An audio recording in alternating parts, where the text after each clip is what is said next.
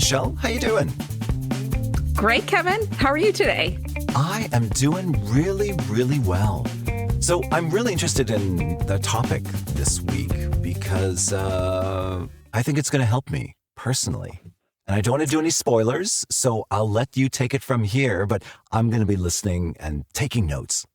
Well, I've been getting questions from Noobs just about even though I think we provide a lot of tips as we go along and we talk about a particular topic, people still continue to get confused about exactly what to buy. Like they know what not to buy, but what to buy. Right. And so I thought I would do an episode on how you can reimagine your kitchen and make sure that you're stocking things that help to support, healthier eating and more plant-forward eating. And there's a really great resource that I came across in one of my Forks Over Knives magazines. Mm-hmm. I mean, I have tools for this as well that I give to clients, but I really liked the way that they went through this. Okay. And I thought I would just go through it with the listeners because, this is intended to be super practical. How do you now stock your kitchen and do that? You can do that clean out that we talked about in a few different episodes. If you're going to do a kitchen clean out and get rid of some things, but for sure, let's talk about, now what goes in your cart. Okay. No, sounds good. And maybe some staples that you should have hanging around. Yes. That's what I want to hear. So I'll just talk briefly about, what you should think about tossing. Okay. So if you have bleached flours, plain white enriched bread, white pasta, white rice. So getting rid of the whites. Cooking oils, particularly the vegetable cooking oils, seed oils, oily salad dressings, sauces, margarines, things like that are going to be, hidden sources of high fats, which are 9 calories per gram. Mm-hmm. And either reduce or eliminate your dairy products, which we've talked about many times. So cheese, milk, yogurt, butter. Consider limiting your eggs, highly refined sweeteners, and meats, poultry, seafood. Try to whittle those down to being a smaller percentage of your diet and then in your plate. And goes without saying, packaged ultra processed foods. Yes. Right. So once you've cleared away all those processed foods, you may need to kind of look at what do you have left, and what does your kitchen look like? Is it well stocked, or do you have a lot of gaps, and is this stressing you out? And it seems like for our listeners, it is stressing them out. And we don't want anyone to be stressed. So this is all about reducing your stress. Reducing your stress. So I'm just going to go down a list here, right? Okay. And then you can feel free to chime in whenever you like, Kevin, because I know that you have a lot of great ideas too. So aluminum-free, low-sodium baking powder. So if you are a baker, and I know you're a baker, Kev, you want to have a baking powder. So just make sure that it's aluminum-free and low sodium if you can. Yes. You've mentioned this one a lot. Applesauce. Unsweetened applesauce can be a staple and a friend. I always have a big jar of that. One in my fridge and then one in the pantry because I never, ever, ever want to run out. Because that's great for replacing, if you're baking, both eggs and butter. Applesauce is the perfect replacement for either of those two in most recipes. Maybe not every single one, but in most recipes, because it adds the bulk and it adds the moisture of the fat and the eggs. So it's an amazing ingredient. Awesome. Now, if you need something for thickening your sauces, then consider using arrowroot powder or cornstarch. Okay. And make sure that you always have assorted canned and or dried beans, black beans, chickpeas, kidney beans, white beans, lentils. So important to get more of these legumes in our diet. And you can batch cook these. You can batch cook them and make sure that you always have some kind of cooked for the week so that you don't have to like, oh, I'm going to make beans tonight. Just make a batch of beans and incorporate it in a bunch of different ways. Or a really great tip is red lentils. Because red lentils are so quick. tiny. I can make up an amazing curry or stew in about 15 minutes because they cook so quickly and they're tasty. I actually prefer the taste of red lentils to brown lentils for whatever reason. And they're so fast. That and also split green peas. I know they're not legumes, but they also they cook in no time at all. Yeah, red lentil dal is so fast and so yummy. Oh, yes. So canned tomato products are a good staple to have in your pantry. Yes. And I know that I'll get a case of diced tomatoes at Costco or wherever, and like so that we always have them on hand. Yeah. So like whole, diced, or crushed, whatever you're going to use the most of. And you can get seasoned, you can get fire roasted. Like they don't have to just be plain. Like you can get lots of varieties, and having some tomato sauce and tomato paste on hand is great, shelf stable for like ever. Or an option for the tomato paste, because I find I need just a little bit, and opening a full can for it is annoying. Yeah. There are tubes of tomato paste. Oh yeah, right, cool. Are invaluable because you can have I've seen those. A tablespoon. You store them in the fridge. They don't take up much room, and that's what I've unless I know that I'm going to be using a lot, because they are a bit more expensive. But they are perfect for just a tablespoon or two without wasting the entire can. Okay. Another one is flaxseed meal. And because if you like a little bit of flax mixed with water is a brilliant egg replacer. It's it's so simple. Yeah. We call it flax egg. Flax. Like really simple. Yeah. Really simple and really easy to do. And then it doesn't add a taste. Right. Good to know.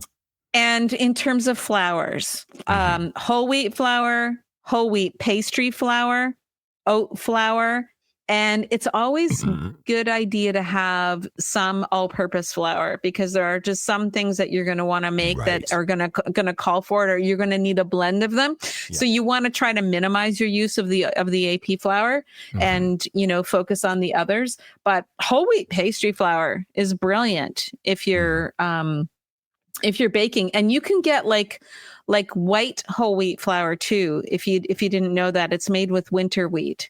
Okay. And then if you want your baked stuff to look like lighter, like you don't want it to have that brown whole wheat look. Hot sauces. Oh, if you like to use those, such as Tabasco, are fine and great to have around.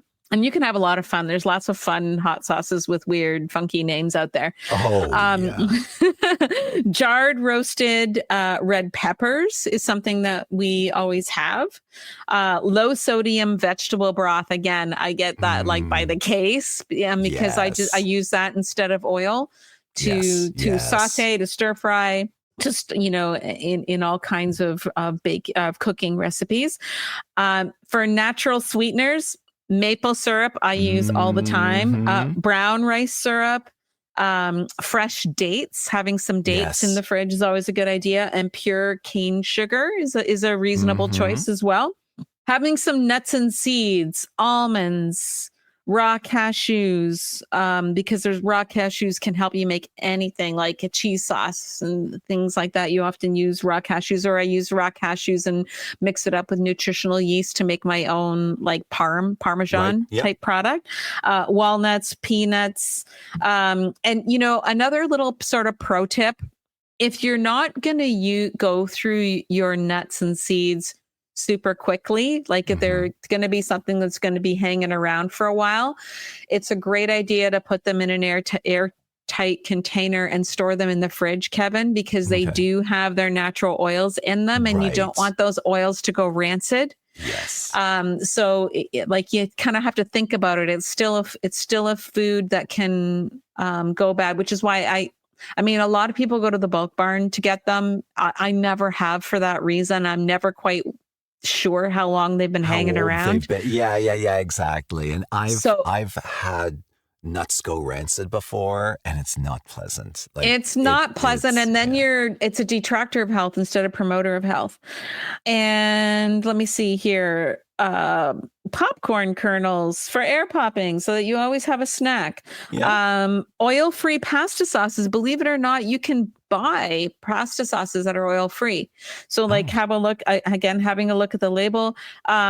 Soy sauce or low sodium soy sauce, as well as tamari. I love using tamari in as a substitute for that. And then having an assortment of vinegars is great. Again, making your own salad dressings and things like that.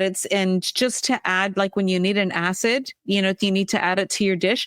So apple cider vinegar, and I would recommend getting one that says on the label that with the mother. Yes. Yeah. Rice vinegar, red and white wine vinegars, because if you're making homemade spaghetti sauces, things like that, they often call for that, and they can make a beautiful difference too in the taste of what you're doing. Unsweetened whole grain cereals, like if you need to have those quick to grab things on hand, and you want to have something like shredded wheat, or muesli, some good granolas, whatever. You can, it says here you can have rice puffs and corn puffs, but they'd be at the bottom of the hierarchy. I would say anything that's puffed, there's not a lot of nutrition left in them, but they can be reasonable if you enjoy those, and rather than grabbing something else that's sugary or processed or whatever, they can be a reasonable choice. Whole grain crackers, you want to have crackers on hand, like rye crisp breads, whole wheat crackers, brown rice snaps. I love brown rice snaps. Yes. They're yummy. So assorted whole grains. So have on hand maybe some quinoa, some brown rice, some steel cut or rolled oats, some wheat berries, millet. Those are good choices. Yeah. And just try them. Try different ones. And then assorted whole grain pastas and noodles. So instead of the, plain white noodles, choose some whole wheat spaghetti. Maybe try couscous if you've never tried it. And Thai style brown rice noodles. And you can have like pastas that are made out of lentils. Those are a good choice. There's also Japanese soba noodles, which are made out of buckwheat. And they're delicious. And they are cooking delicious. About 30 seconds. Yep. Cool. Okay. So now let's talk about the spice rack. It's really important to have a great spice rack.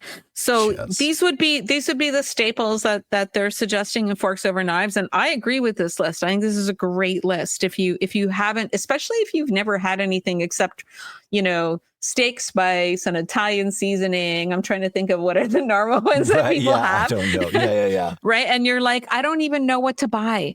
So here we go. Basil. Bay leaves, black peppercorns, cayenne pepper and or chipotle chili powder. We use a lot of that. Or ancho chili powder is also excellent. Or if you're spice inhibited, mild chili powder.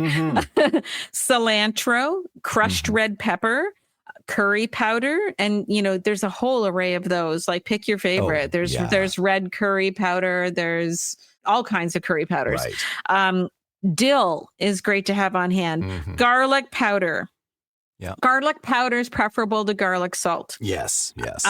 Ground cinnamon. I use a lot I use cinnamon in my overnight oats every single day. Ground cumin. Oh my gosh, I love cumin. I use so much cumin. Ground ginger, Italian seasoning, marjoram, whole nutmeg. There are going to be times that your recipe is going to call for nutmeg. Nutritional yeast, which we love. Onion powder. Oregano, paprika or smoked paprika is delicious. Is incredible. Parsley, sage, sea salt, and turmeric. I think that's a really reasonable list, right? As long as you have like some stocked staples, and let's say you don't have an onion, or you don't have garlic or whatever, and you're like, oh, what do I make? Your fridge is running light, or your fresh pantry is running light. Then you can always do something as long as you have spices on hand. Exactly. Exactly. And so I talked about fresh pantry. So fresh pantry, always on hand if you can. Some garlic, some ginger, some lemons, some limes, onions and shallots, potatoes, sweet potatoes, and some tomatoes. You know what we do most often now, Kevin, is we just buy those like the smaller tomatoes, the cherry tomatoes, instead of buying big tomatoes. So then that we can be very versatile with them. Mm-hmm. And we use them. There's less barrier to them than having to slice a whole tomato and then figure out what to do with it. Okay, let's go to some freezer staples. Carrots, corn, peas, spinach. You can get often some really cool stir fry blends. Yeah. That are already pre-chopped for you. Artichoke hearts, if you like those. And in terms of fruits, frozen blueberries, cranberries, mixed berries, mangoes, peaches, pineapples, strawberries. For my smoothies, my favorite is I get this tropical fruit blend. Which I absolutely love, and I also always have frozen cherries. So if you're foraying into green smoothies and you're struggling to get enough sweetness, like if you pack it with greens and then you put in your flax or your chia or whatever, so that you have your omega-3s in there, and then you put the fruit on top. Sometimes, if I like to use kale, it can still taste quite green, which I like. But if you're a noob and you're you're trying to get so that you like a healthy smoothie, then I find frozen cherries are the key, because you don't need very many. I also find when I've done smoothies, I also find mango works really well. Yeah. Because again, mango's got it's very sweet, and it's also got a stronger flavor that can overpower some of the flavors that you don't necessarily like from the greens, maybe. So mango's also a good choice. Mango with banana, and so you can buy frozen banana, and if that's one that you can have in your freezer too. But we often just always have bananas on the counter, and then the bananas that we didn't use during the week, I throw them in the freezer. Yeah. We just chop them up and throw them in the freezer. Frozen bananas are also another great option for baking as well, along with the applesauce, which we mentioned earlier. Frozen bananas as an egg or oil substitute are amazing. Yeah, and you can throw a whole bunch of frozen banana in the blender and make an ice cream. Like if they're frozen, they make ice cream, and we throw some cocoa powder in there and other things, and then you can make like chocolate and ice cream. Like, it's delicious. My son loves to make that with mango, just frozen mango in a blender, like a powerful blender, and it's basically like a mango sorbet. Yeah, and it's delicious. It's amazing. Yeah. So easy and very light and refreshing. Yeah, too. no, it's right, exactly, nice, right? Exactly. You're making me want to make my ice cream now. I know. Yeah. I know what I'm doing after this episode. So let's talk about refrigerator staples. So condiments. If you enjoy your condiments, then keep at it. Like the mustard, the ketchup, just try to get the best ones that you can find. Exactly. We always get Dijons. We always have a little array of fancy Dijons. Oil-free barbecue sauce is great to have on hand. And pure fruit preserves, dips and sauces, oil-free hummus, and fresh salsa. But again, you can also just get a can of chickpeas and you can make your own oil-free hummus very easily. But if you're not feeling that, then just go buy some. Yeah. Lots of options. Miso paste, which we talked about in the last episode. So natural style nut and seed butters. So natural peanut butter, almond butter is my go-to. And tahini is another really great one to have on hand. Yes. Because you can make a lot of really great, again, you can add that to make your oil-free salad dressings and things like that. Often put a bit of tahini and things in there. It's delicious. Always having some plant milk. The great thing, if you find the plant milk that you really like, and you can get it in those Tetra Pak carton thingies. Yes. They're shelf stable. So here's a little fun fact. Here's a little fun story. So I read this article one time about how when the plant milk industry was trying to take off and they first put them on the shelves, they just sat there. Nobody wanted to buy them. Nobody wanted to buy something called milk off of a shelf. Right. Makes sense. So they decided to repackage it in a milk carton that looked like a milk carton and put it in the refrigerated section, and it started to sell. Go figure. Because consumers can be swayed by marketing. It's all about marketing. It's all about meeting the expectations of the consumers. Right. So it's totally fine to buy those Tetra Paks, and they're shelf stable. Then all of a sudden you don't need as much fridge space for it. Exactly. Yeah. And just open one at a time. I think that's really super cool. I do that all the time. Tofu in the refrigerator on hand is great. And you know what? It's totally fine to freeze your tofu. So we'll buy like big packages of tofu and toss them in the freezer. The only thing to be aware of is if it's been frozen and thawed, it's a slightly different product than if, you bought it refrigerated and you kept it refrigerated. But, for most things that you're doing, that you barely even notice. It's totally, if you're making tofu scrambles or you're air frying your tofu, you're making tofu cubes or tofu steaks out of it. It doesn't matter if it's been frozen. So that's, again, something that you can stock. Sure. And don't have to worry about so much. And then another refrigerator item is whole grain breads, tortillas, corn tortillas. Right. So, this was actually a chef tip that I got when I had the tea room, that, it's our inclination, and maybe it's just the way that I grew up having a bread keeper on the counter, is that you stored your bread on the counter. And if you're going through your bread quickly, or you're going through a lot of bread, that's fine. But your bread will actually last longer, especially if it's got fewer of these other stabilizing ingredients in it.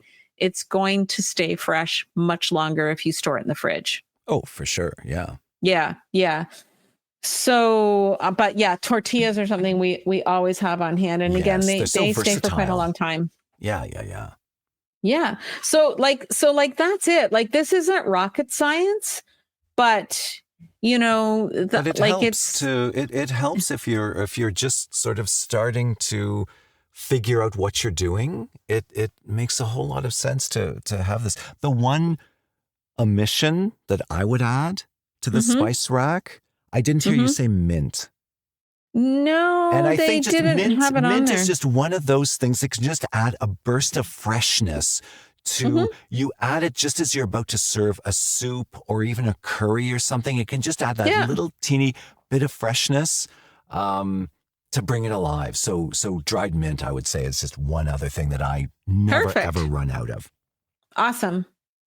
Well, that's amazing. Thank you for sharing this. This is a great article. I no love problem. it. Well, thanks to folks from Forks Over Knives. And they would also recommend like batch cooking at the beginning of the week, so that you always have your grain of the week on hand. You have your bean of the week on hand.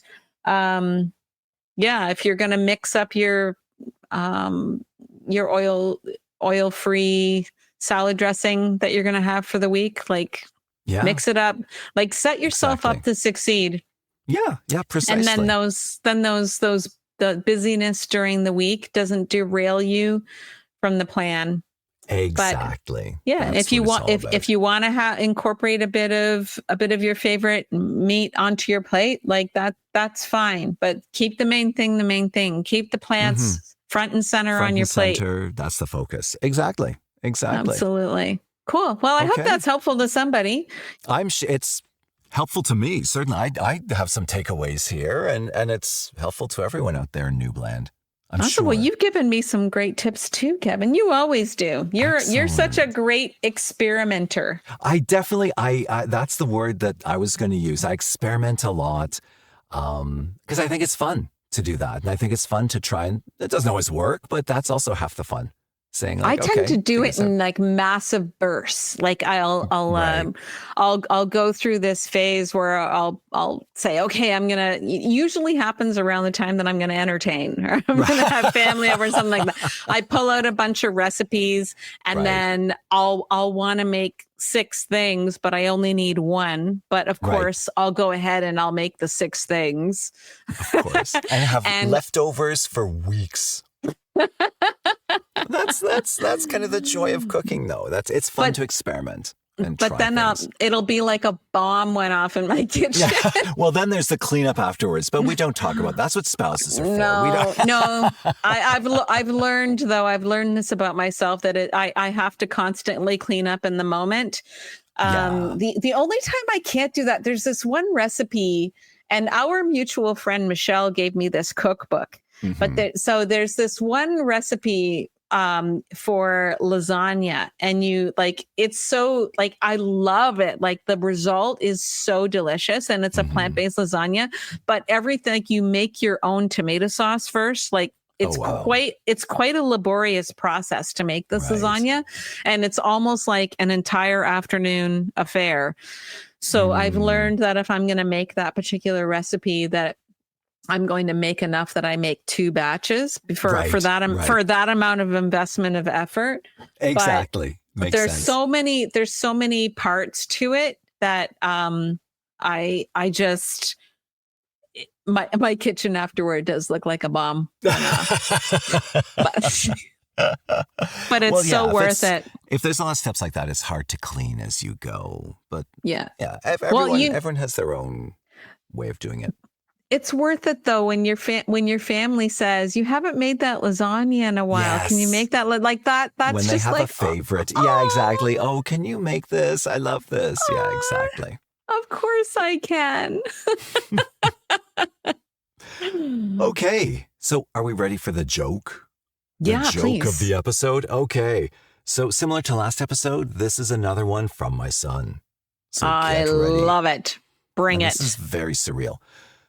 What's green, fuzzy, has 4 legs, and will kill you if it falls out of a tree? Oh my gosh. Green fuzzy has 4 legs and it'll kill you? I had no idea. A pool table. It's surreal grade 6 humor. Like 11-year-olds. This is like the peak of 11-year-old humor, it seems. Very surreal, very bizarre. He needs to answer the joke, how did the pool table end up in the tree? Yeah. That's a whole other discussion. I don't know about that. Oh my gosh, I love it. I love the innocence of it. That's so funny. I was trying to think of like a mutant grasshopper. Of course. I don't know. I heard it. He told me that, and it's like, that's going in the podcast. It's just so bizarre. And I can't believe I fell for it because my brain is going like, do grasshoppers have 4 legs? Well, yeah, you're trying to figure it out scientifically. It's like, no, the minute I say it's from my son, just throw all reality out the window. You should know that. Well, so Michelle, cute. Thank you so much for this. Has been a really great episode and tons of information. I hope everyone found it interesting. If anyone has any follow-up questions, you can, of course, email us at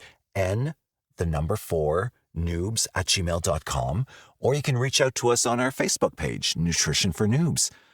And until then, eat your greens, but not a pool table.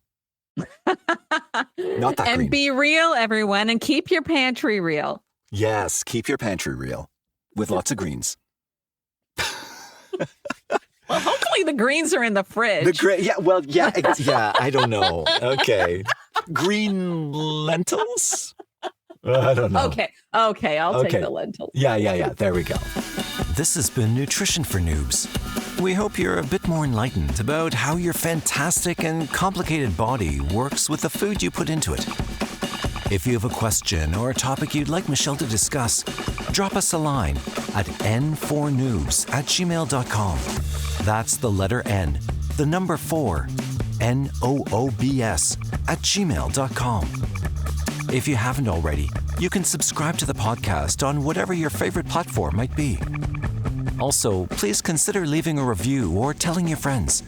That's the best way to spread the word. We'll see you next time with another interesting topic.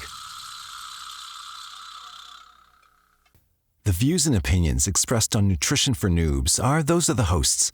It is not intended to be a substitute for medical, nutritional, or health advice. Listeners should seek a personal consultation with a qualified practitioner if they have any concerns, or before commencing any actions mentioned in the podcast. You're still on mute. From your reaction okay, cool. to that. And Come off mute, Michelle. I'm sorry. This is going to be a buried Easter egg at the end of the episode. Oh my gosh. I guarantee it.